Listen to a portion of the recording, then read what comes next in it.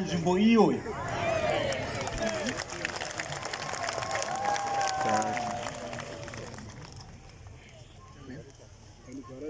saka ndakakutarisai ndaona kuti nzvimbo iyi yadukani hamuchakwana.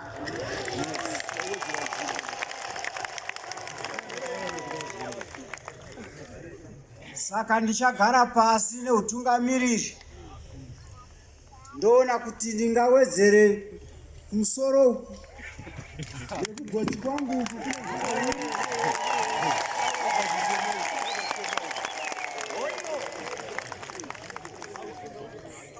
asi naizvozvo ndinoona kuti kuti mukwane handifunge.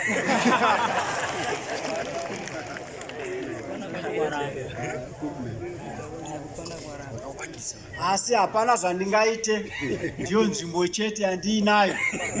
Ndichaita kuti ndione kuti ndamanikidza here kuti ndivandidze nzvimbo yenyu yokunamatira.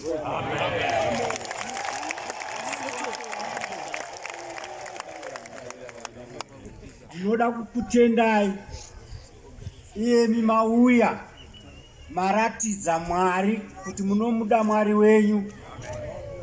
Ndoda kukutendai zvikuru kuti kana makubva pano muchienda kumativi mana amabva murege kuwana chinokuwanai, mudzokere makasununguka makatungamirirwa naMwari.